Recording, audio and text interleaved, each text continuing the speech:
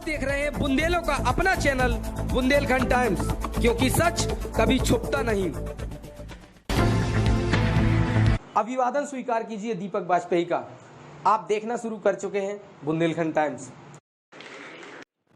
नजदीक आ रहे 2022 के चुनाव में सभी दल आम जनता में अपनी सीधी पकड़ बनाने के लिए मशक्कत कर रहे हैं, तो वहीं सत्ता दल भाजपा भी प्रबुद्ध वर्ग सम्मेलन आयोजित कर शिक्षित वर्ग को भाजपा से जोड़ने की कवायद में जुटी है। महोबा में बीजेपी कार्यालय में प्रबुद्ध वर्ग कार्यक्रम आयोजित हुआ, जिसमें बतौर मुख्य अतिथि प्रबुद्ध वर्ग कार्यक्रम के प्रभारी गोविंद नगर कानपुर के विधायक सुरेंद्र मैथानी शामिल हुए। उनके द्वारा प्रबुद्ध वर्ग को संबोधित करते हुए सपा को गुंडा पार्टी और बीएसपी को तिलक तराजू और तलवार जैसे नारे लगाने वाली पार्टी बताया। प्रबुद्ध वर्ग से भाजपा को मजबूत बनाकर फिर से सत्ता में लाने की बात कही गई। चुनावी साल की तैयारियों में सत्ता पक्ष कोई कोर कसर नहीं छोड़ना चाहता।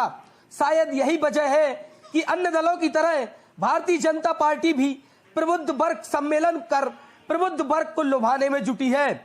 बुंदेलखंड के महोबा में बीजेपी कार्यालय में आयोजित प्रबुद्ध वर्ग के सम्मेलन कार्यक्रम में गोविंद नगर कानपुर के विधायक सुरेंद्र मैथानी पहुंचे।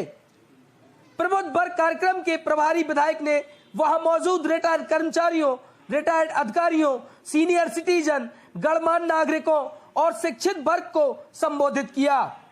कांग्रेस पर निशाना साधते हुए उन्होंने कहा कि पूर्व की कांग्रेस सरकार में विकास के लिए 1 रुपया भेजा जाता था, जिसमें सिर्फ 25 पैसे ही विकास में लगते थे।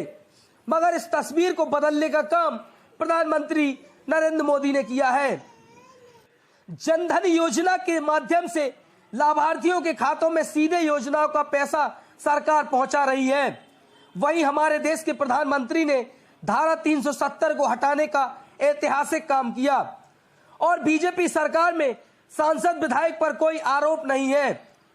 सपा पर प्रहार करते हुए कहा कि जिस गाड़ी में सपा का झंडा होता था, उससे अंदाजा लग जाता था कि उस गाड़ी में गुंडा बैठा है। साथ ही उन्होंने बीएसपी के पुराने नारे। जिला संगठन पूरी तरीके से अपने को समर्पित करते हुए लोगों के बीच में जा रहा है, लगातार जा रहा है। हम किसी चुनाव की कोई अतिरिक्त तैयारी नहीं करते, परंतु प्रत्येक चुनाव के लिए हम 24 घंटे तैयार रहते हैं। ये हमारी कार्य पद्धति है, जिसके आधार पर राकेश जी भी, कल मैं देख रहा था कि राकेश जी ने मुख्यमंत्री जी को यहाँ के विकास के इतने मुद्दे दिए और उसमें स्वीकृत करा लिया कि मुझे लगा कि मुझे अपनी विधानसभा क्षेत्र में भी विकास के लिए राकेश जी से सीखना चाहिए कि कितना समर्पण। मैं सदन में देखता हूँ राकेश जी को कि सदन में केवल और केवल विकास के रूप में मछली की आंख पर इंसाना साधते हुए कितना अधिक से अधिक काम वो माननीय मुख्यमंत्री जी से ले आए।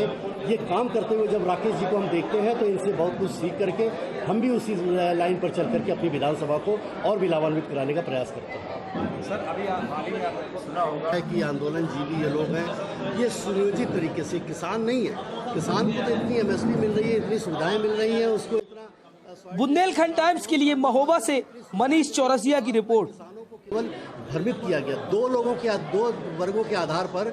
इस देश में 70 साल तक कांग्रेस ने लोगों को बेवकूफ़ बनाया, प्रयास किया। लोग आप समझ पाए, ये विषय अलग है, लेकिन उन्होंने केवल गरीबी को मुद्दा तो बनाया, लेकिन गरीबी दूर नहीं की। उन्होंने किसान का मुद्दा तो बनाया, लेकिन किसानों की समस्याओं का निराकरण नहीं किया। अब ये कौन लोग हैं? ये वो लोग हैं जो बड़े बड़े काश्तकार हैं, जो दलाली प्रक्रिया में जुटे हुए हैं। जो वास्तविक रूप से किसान है, गरीब किसान है, छोटा किसान है, मध्यम वर्गीय किसान है, वो सरकार की योजनाओं से लाभान्वित हो रहा है और इनके साथ नहीं जुड़ रहा। अन्यथा इनको यहाँ पर आने की आवश्यकता नहीं पड़ी। अगर आप राकेश टिकैत जी का वो बयान उठा करके देखें कि जब राकेश टिकैत जी ने दिल्ली के बॉर्डर में बैठ करके ये ऐलान किया था कि पूरे उत्तर प्रदेश के एक एक कोने से किसान दिल्ली पहुँचेगा, कौन किसान पहुँचा? कोई किसान नहीं पहुंचा। केवल वहीं के जो किसानों का शोषण करते थे, यानी छोटे छोटे किसानों की मजबूरी बना देते थे।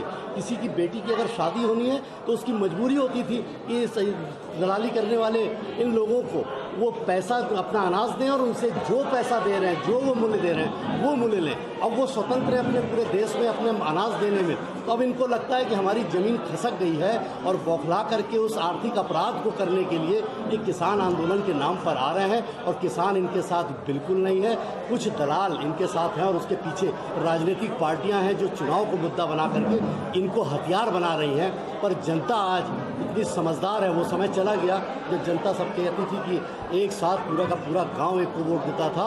आज पिता किसी और को देता है, पुत्र किसी और को देता है और पूरी जनता का विश्वास आदरणीय मोदी जी पर और आदरणीय योगी जी पर है। इसके आधार पर हम 2022 में भी सरकार बनाएंगे और 2024 में भी सरकार बनाएंगे।